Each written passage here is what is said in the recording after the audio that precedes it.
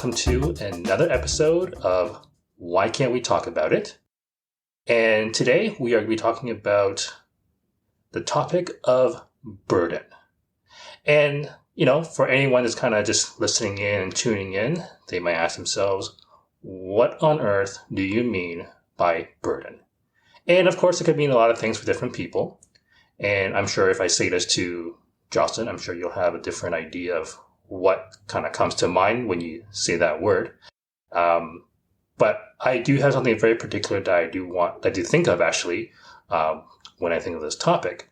However, just kind of started off, Jocelyn, what do you think of when I say, hey, I want to talk about burden? I think I knew that this was the topic we were going to record on today. And in our previous calls, we've chatted about it a bit.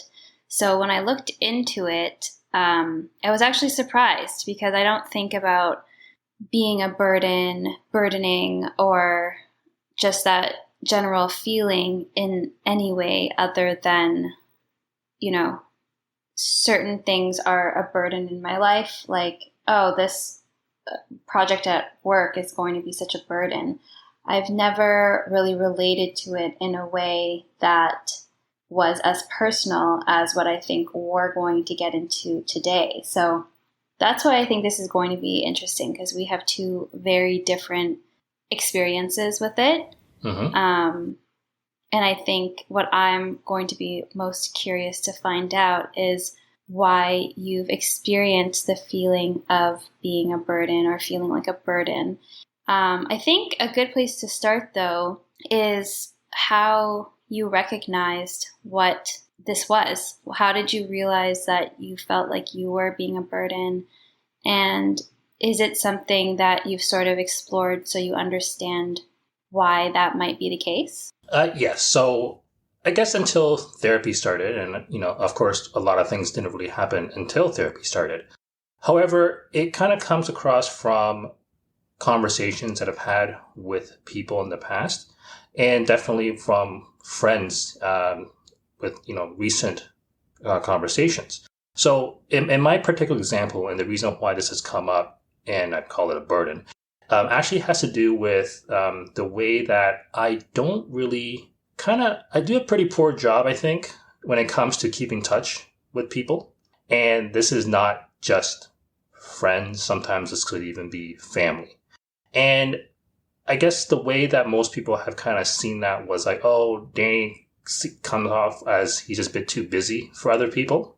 I've had comments made to me about that. It was like, oh, I think Danny seems like he's a bit too busy. He's doing stuff and so forth.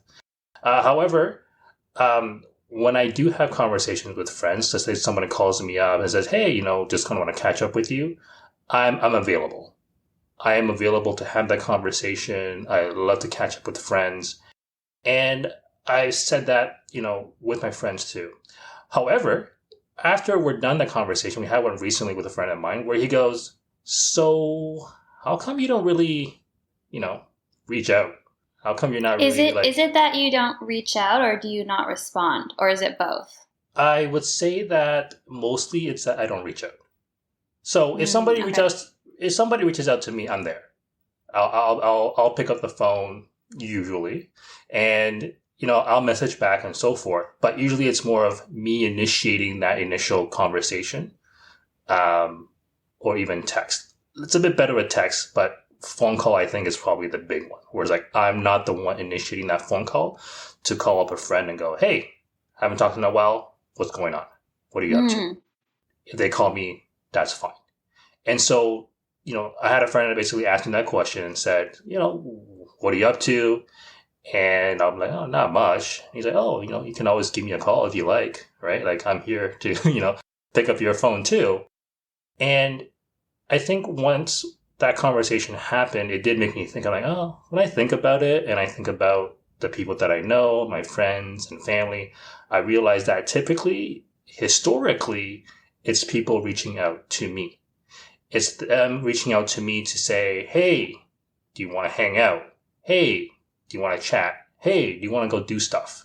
But it's rarely coming from me. And I did bring that up actually specifically in therapy where I was like, yeah, this happens a lot and it's definitely a trend for me, is a theme. And I think this is something that goes back a long time. In therapy, myself and my therapist, we kind of talked about it. And she did kind of ask me just pretty straightforward. It's like, well, why don't you? What's going on? Like, what's your thinking process? Mm-hmm. And I said, well, when I think about doing those, like initiating, making phone calls and so forth, the thought that crosses my mind is, well, they're probably going to be busy and they may not have time to really have a chat with me. Or if they do, I'd be like, maybe they're just trying to be nice about it, but they're actually kind of busy and they just don't want to be rude and be like, hey, Danny, I can't talk right now. My mind kind of goes there. That's fascinating. Yeah, it is. When I think about it sometimes, I'm like, oh, that's kind of the weird thing, right? Like what's going on? And I think that was always just my default thinking process where I go, yeah, I think they're busy, so they don't really have time for me. And when I talk about that in therapy, we kind of explore that a little bit further to go, well, what does that really mean though, right? Because my therapist will say, do you really think that they don't have time for you?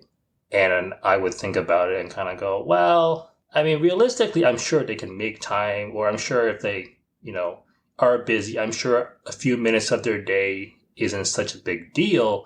It's probably okay. Yet, I will still have that initial default thought where it goes, I don't think they have time.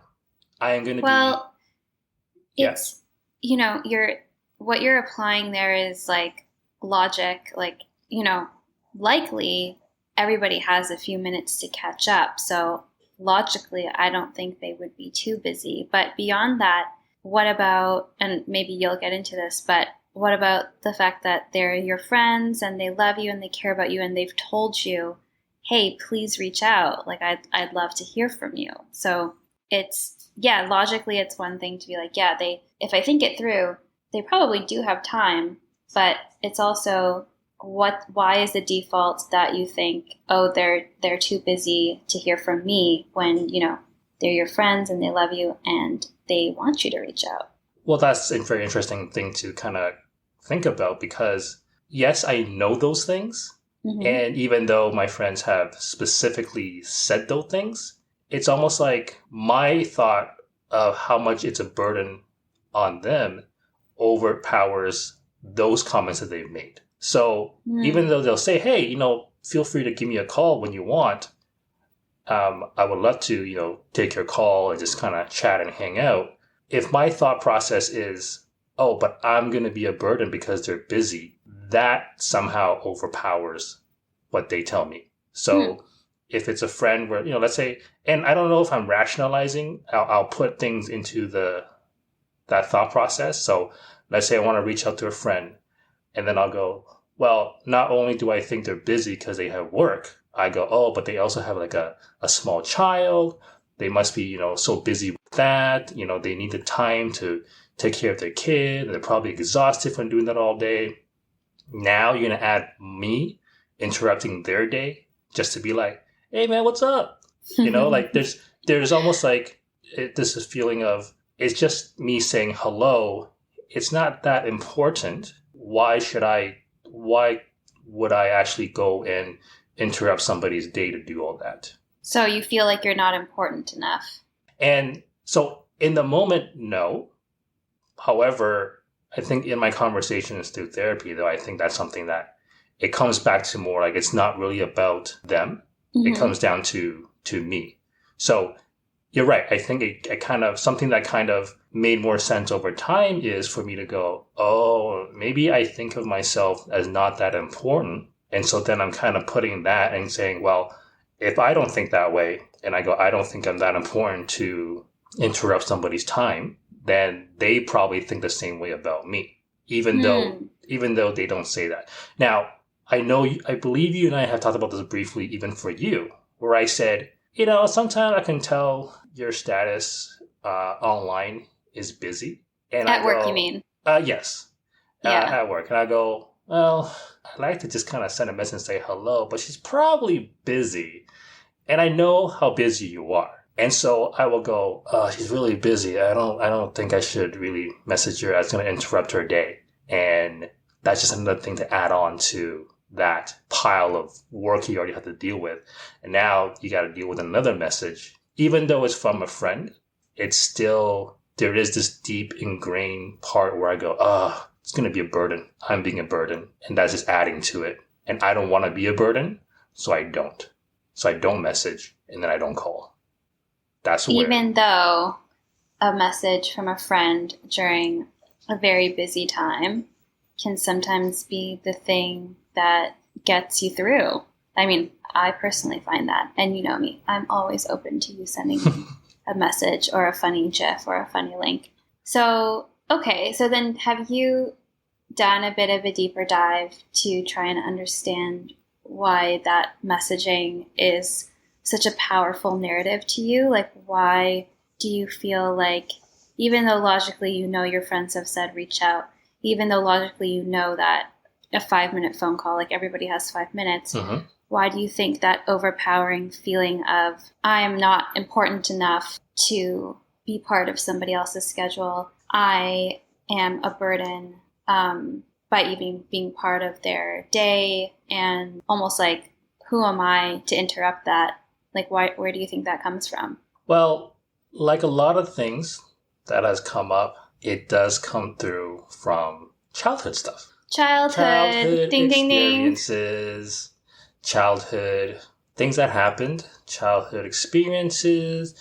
I think something that I kind of focused on a little bit through therapy conversations is that there was this internalized message of young Danny who was like, there were instances as a kid where I think my memory that I remember is that there were times where I was trying to express myself as a young child, and unfortunately having adults around me who kind of shut that down. So where, just me trying to be me, being expressive, being a kid, really. However, for whatever reason, for the adults, that was either inappropriate, or they didn't appreciate it, or they didn't think that's the right thing to do, would either be something where they would tell me, hey, stop doing that. There could be some kind of disciplinary action, I suppose.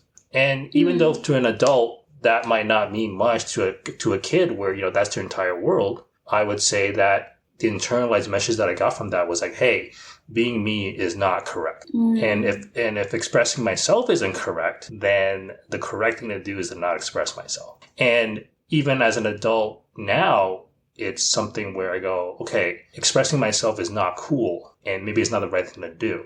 And so that part of me, I think, just kind of stayed even as I grew up into an adult. And so, not only is it something that I kind of realized recently in working through that with therapy, I once had a recent conversation with one of my friends, and I brought up this actual topic with him, and he goes, oh, you know what?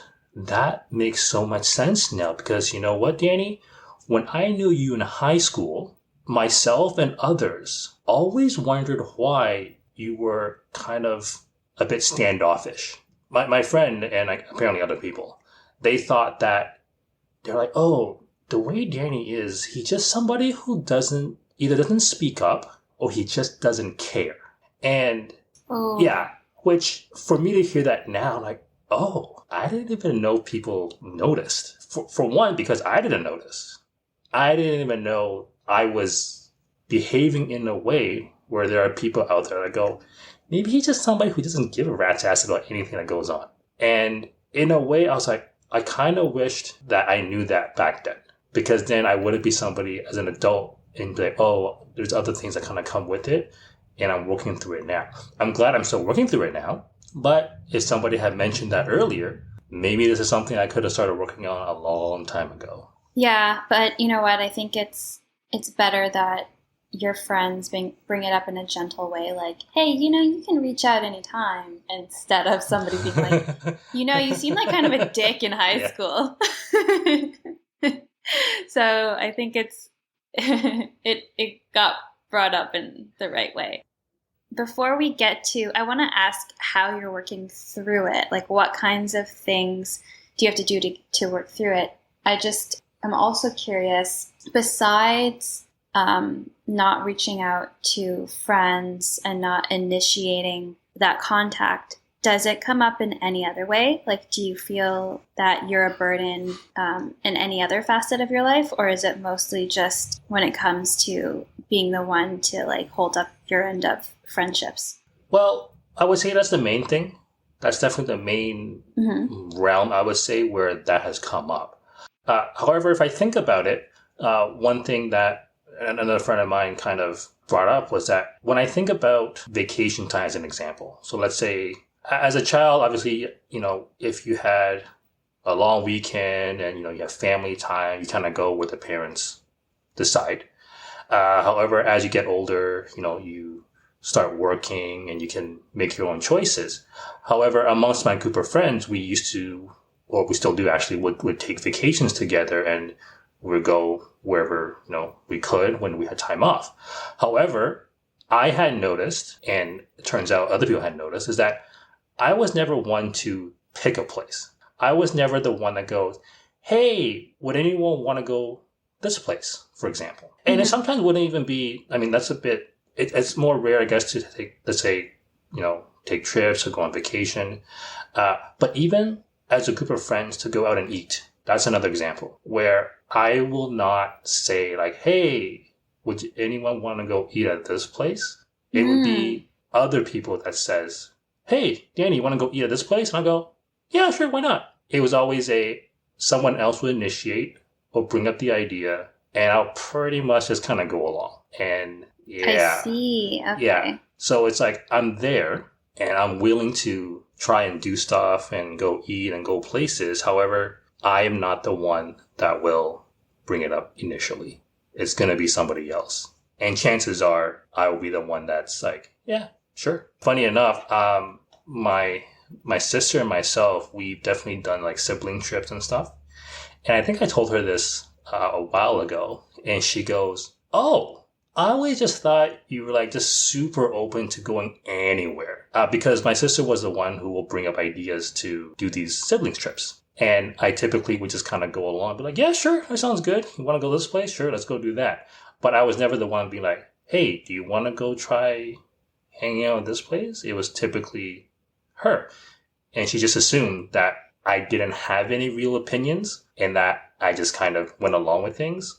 Not the idea where it goes, oh, maybe Danny actually has ideas. He's just not willing to voice it. So, do you have ideas and opinions, or are you like, does this ever happen where you're like, oh, I actually would like to go here, but I don't want to say it in case, then I'm imposing, or do you just stay super neutral and like, I'm just gonna say yes to whatever my sister or my friend group says? So I would say it's still more so of, it's not that I don't have ideas, but it is along the same working process where I go, oh, this sounds like a good idea. Or I'll see something and I go, oh, that sounds interesting. But to then think about, oh, okay, but this means asking people if they're interested, asking people if they're free, asking people if they want to do this, I will have that thought that goes, this might be a lot to ask on people. I'm imposing it on them. And then I'll just kind of go, while I'm working through that thought, I go, yeah, maybe it's just easier to just not ask, maybe one day I'll do this. Who knows? But for now, it's probably too much imposing and burden to bring it on my friends, as an example. So it's so interesting. Okay, I also want to say, I think a lot of us have either like we can relate to you, or we have a friend like you or somebody we know like you who doesn't actively say, okay, let's do this on the trip. Let's pick this restaurant. And sometimes you can get a feeling of like, oh my gosh, can somebody else organize it besides me? Because I'm the organizer. I'm like the person who's like, okay, we're going to do this and we're going to do that. And it just goes to show you that you should not make assumptions. It's not that the other person is just waiting for you to do the work of organizing it. They just may not want to be a burden or impose something that, the group might not agree with, or they don't feel like they can voice their opinion. So that is something I think worth saying, that anybody out there, any type A organizers who are like, oh, that friend is not going to participate in planning the trip or picking the place. There is a reason behind it, maybe more than just like they're just waiting for. So then when you say that though, when you are the one planning those things, let's say events, activities, and so forth, do you sometimes, have you had those thoughts where you're like, I kind of don't want to be the one and only person taking care of all this? I kind of wish somebody else stepped up and took it on. Is that something that you've had thoughts of? Or is it actually where you're like, you know what, I actually really enjoy it, so I don't mind being the one that does all that? Definitely both. I think it depends on the scenario for me, because I just lean naturally into being a micromanager and needing to make sure every detail is executed upon perfectly. but at the same time, there are scenarios where I'm like, okay, this person could definitely take this on, or this person could, put their hand up and take on this part of planning it. Or in scenarios where I'm really busy, like life is just really, really busy, and it's something that I didn't initiate, but it needs to get done, and then the planning just falls to me. Yeah, definitely. There are times where I'm like, oh, I wish other family members would step up, or other friends would have an opinion, or like just choose a direction. Sometimes I get so overwhelmed, it's called decision fatigue. It's just like at the end of the day, I'm like, I can't even decide where we're going to order takeout from. I don't want to make a decision. So like, how do I have the energy left to try and like plan out what a good group activity is? So that was a long answer, but yes, sometimes I am like, oh, I don't mind like being the only one planning everything and having willing participants who are just going to go with my plan. And other times I'm like, this is too much, and I wish other people would at least give me an opinion or a direction. Just for that last part too. So when that does happen, do you express that? Like, would you say to someone like, hey, I'm actually tired of making decisions and choices. Can you make a choice? Yeah, man. You know me. I'm extremely direct. I'm like, bro, just fucking choose something, please. Just do this. Or, you know what? If I can't be my feisty self, then I'll just say something I like to do is say, hey, can you just look at 3 options and I'll pick one. Oh, okay. Yeah. I do that. So I don't put the entire onus on that person for picking the place. I'll just be like, hey, can you give me a few options and I'll pick the best one from there. Okay. So let me ask you this question. It's a scenario that I've come across. So let's say that happens. So let's say you and I are trying to pick, let's say, a place to eat. And I'm like, I know Jocelyn typically will make that choice. So I'm like, yeah, okay, she'll do her thing. But let's say it's a day where you're like, you know what? I'm kind of tired. Danny, I need you to make a choice. Okay? And I'm like, cool. And I pick something. And you're like, that sucks. Or like, how does that then work? Like, let's say I do end up making a choice and you're like, you know what? That's not a great place. Or you're like, you know what? I don't really want to be at that place. How does that back and forth work? To be honest, I haven't had that happen. I'm trying to think of like a scenario where that's happened. I think one instance that maybe kind of relates is planning a close loved one's bachelorette party, and somebody was in charge of picking the venue and didn't come up with very good options. Either it was like too expensive, or like there were just factors where it didn't make sense. So I just appreciated that they took the time to look into it, because I know that it takes work, and then just said, I think X, Y, and Z might not work out. Like, hey, I think it's too expensive and the other bridesmaids won't be able to afford that. Is there anything with a lower price point? So like I try and find ways to gently be like, no, thank you, please. And let that person like try again. Or if I'm like, okay, maybe they just are not understanding the brief, then I'll just look for something myself. But in this case, where it's really low stakes and it's just you and me going out for food, and you were like, okay, let's go to McD's then. I'll be like, Danny, okay, no, come on, man. Like, I want to sit down.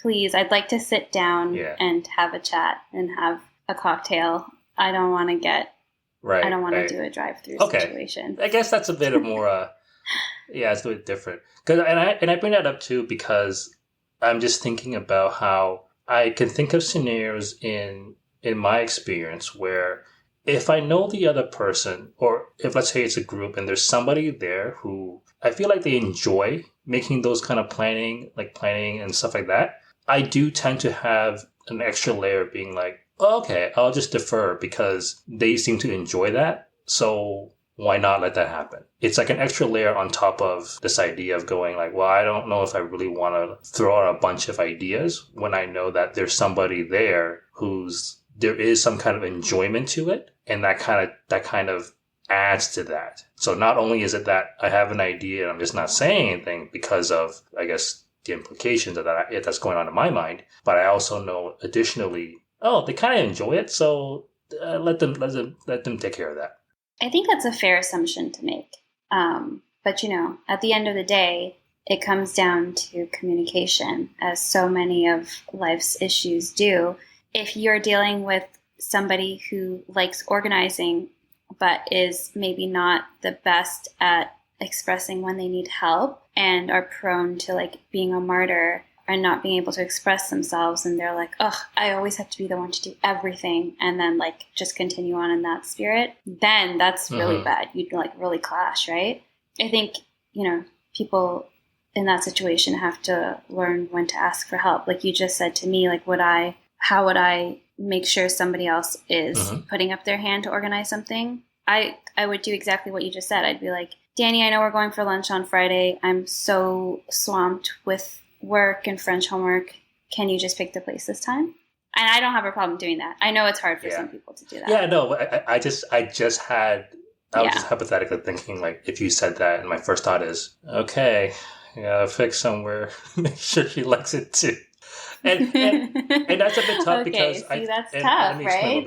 It's almost like I feel like it's not from your end. This is clearly from my end where I go, oh, there's that pressure feeling where I go, I got to make sure I pick something that's good. Even though if I think about it logically, it's easy enough for me to just throw an idea. You can say yes or no to that and then we can just kind of keep going. But I think for myself, there is this thought that goes, oh, I got to make sure whatever I pick first is actually a good one. Because in my mind, it's like, oh, it should be that first pick for some reason. Versus, hey, there's nothing wrong with just kind of going back and forth, trying to find the best option. But for some reason, in my mind, the first option should be the best option. Kind of like you want to prove yourself to be like, I want to make sure, like if I pick something, I want to make sure it's good enough. Something like that, where it's like, well, I don't want to pick a crappy place. I want to make sure it's a good place. But there is that like personal added pressure on there, which this one I actually don't know where that comes from, but for me, it's there. Well, maybe there's something to be said for you're tying it into like, oh, it needs to be good enough. And like going back to childhood, it's like, maybe if it was good enough, it would be acknowledged. Yeah, no. I don't know, man. Maybe I'll bring that up in therapy. Maybe you should. Yeah, maybe you should.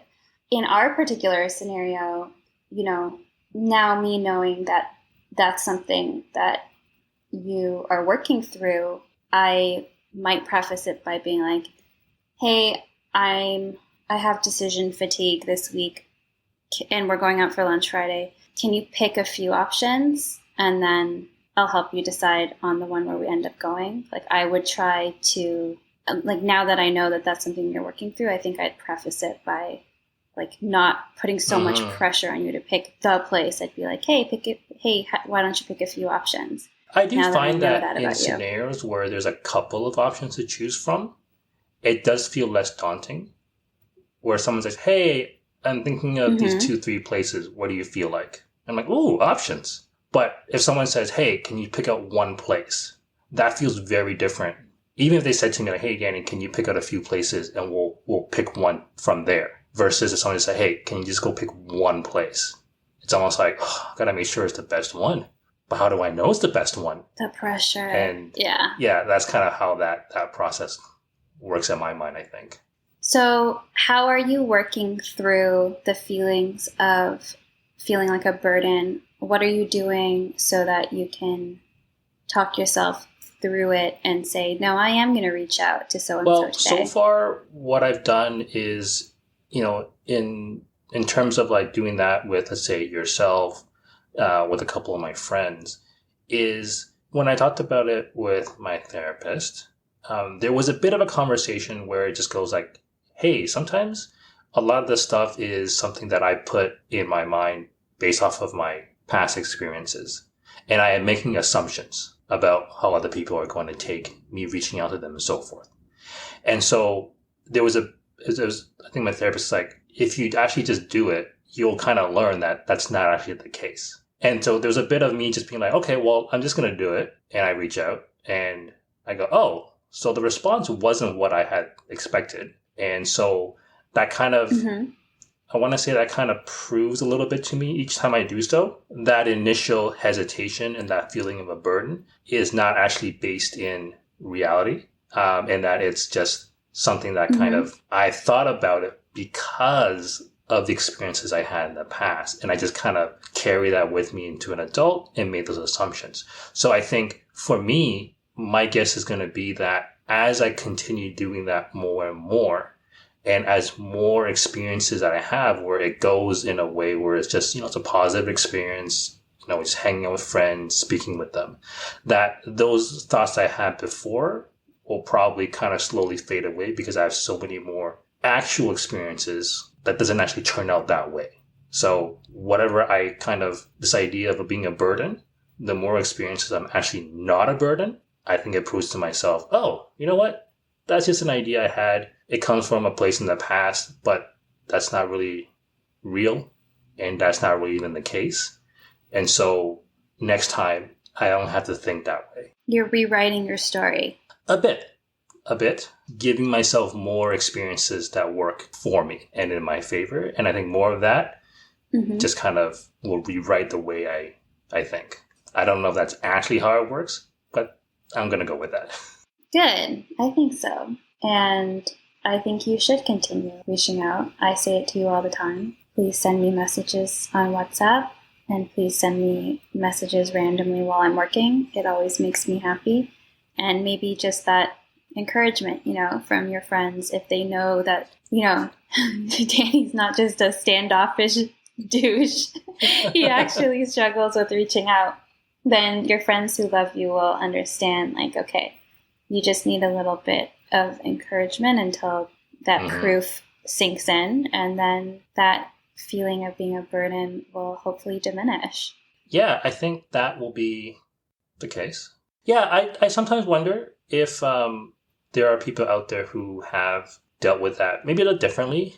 Like, Jocelyn, I know you've sent over a TikTok video to me not too long ago. And I remember I can't remember the whole details of it, but it was, it was a woman who I think just kind of, I want to say it's TikTok, and it just kind of showed the things that she goes through on a day to day, but she kind of names certain things that she deals with. And she does say burden in there as well. But I have a feeling the context is, it wasn't so much that she felt like she was a burden because in terms of reaching out to people, I think it was a little bit different. Do you remember that? Yes, I can tell you what it is. So, and this is actually important. I'm glad you brought it up because I can relate to this woman in certain ways. So she was talking about suffering from depression, and part of the video covered how she doesn't feel like she's capable of keeping her home, like her space, tidy, and it just like becomes super messy, and other different effects that depression has on her. And one of them was that she felt like she was a burden on the people she loved. When she gets into a depressive state, she feels like she's a burden. So as somebody who suffers from depression, it affects people so differently. I don't feel like I'm a burden to the people I love. I think that this is why this episode was so fascinating for me to record with you, because it's just, I don't know, I feel almost entitled saying, like, I don't feel like a burden ever in my life. Who wouldn't want to be around me? Yeah. It's not that. I think I had kind of like definitely a different experience than you growing up, where so much of what I did, so many of my interests were validated and continue to be validated. And I think that's why I have an easy time expressing myself. That's why I have a blog. That's why I like to do creative writing in my free time. So that feeling of being a burden doesn't really transfer to any part of my life, even when I'm depressed. But one thing that is kind of similar to it is I feel, I want to use the right word. I want to use the right emotion. I think I want to say I feel bad. That's so broad. It's almost like I feel ashamed that I can't cope with day-to-day life. So it's kind of similar to like, oh, I feel like a burden to my friends and family that I'm depressed. For me, it's very specifically, I feel ashamed that I am depressed when other people in my life are able to go through life not being depressed. Other people who, you know, have life circumstances that are more stressful than mine, they get through their days without being anxious and depressed. So I feel a lot of shame around being depressed and not showing up as my best self for the people in my life. So that's as much similarity I can find in that, like the feeling of being a burden. But I think it's a bit different because shame is such a specific feeling, right? And man, it's really hard. And in the same way for you, where you're like, logically, I know that anybody has 5 minutes in their day to chat on the phone or answer a text message, or my friends have told me to reach out, but that like overpowering message of you feeling like, oh, you know what, like I'm not important enough to interrupt your schedule.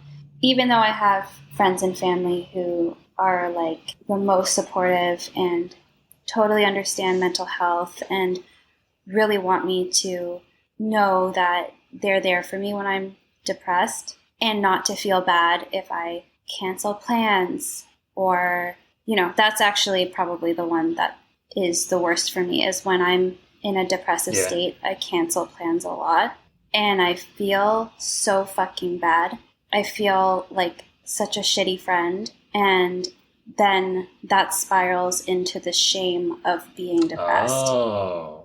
And it's just, it's a vicious, horrible cycle. But you know what helps is just being open about that. Like, I haven't been open about that until really like the past year or two, where, you know, I've been able to say, you know what, I'm depressed right now. I'm going through a cycle of depression, and I really, really wanted to see you. I really wanted to keep this appointment, but I just can't, and I'm so sorry. And I've never had a friend be like, okay, get your shit together. You know, like they even if they don't understand depression or they've never felt depression, they're so understanding. And that helps so much. When somebody's like, please don't even worry about canceling, I completely understand where you're coming from. Please don't let this make you feel bad. Those are sometimes like some people don't understand how much those words mean to me when I'm depressed. It's actually like the impact they have is really helpful. Anyway, sorry, that was a bit of a tangent, unrelated.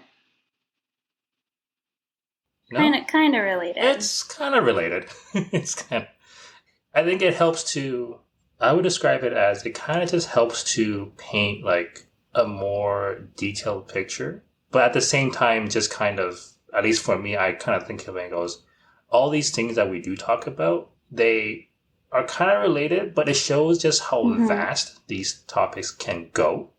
I sometimes think of like these things that we talk about, anxiety, you know, being a burden, as completely separate issues or topics, whatever I want to call it, but I think depending on which kind of example you use, they do kind of relate somehow together. And so, so I would say, again, as much as it could be a tangent, they're somehow related in a way. I think if you dig deep enough, you could be like, oh, I think I noticed how it's related together, which is how makes each one of us so unique. And that's why we go to therapy. Yes, we do. Actually, just thinking of therapy. I've been going, I think, either this week or next week will be 1 year. Love it. I love it so much. And it's still going. Maybe we'll talk about that one day too, where I'm saying, oh, here's an update. Because I was thinking about it the other day where I go, the things that I went in for therapy on the very beginning, there is a difference between day one versus today. And maybe I'll go a bit more in detail another time, but it just occurred to me that, I think you love a self-aware king. Since I've started. You love it. Yes, I definitely do notice a difference from you, from Danny today to Danny a year ago. And I'm sure your friends and family can say the same as well. I'll have to ask them. See what they say. It's like, all right, feedback This was time. A great chat. Thank you so much for sharing. I learned a lot, actually, because, as somebody who goes through life a little bit differently than you, I've learned about certain assumptions not to make. And I'm sure listeners can feel seen and heard too, either by relating to your own experiences or maybe relating to mine. Yeah, there's a wide difference here. So I think it's nice that we're having a conversation about it. This is a good end of the episode. All right. Let's plug the subscribe button. Please click subscribe. It helps us out a lot.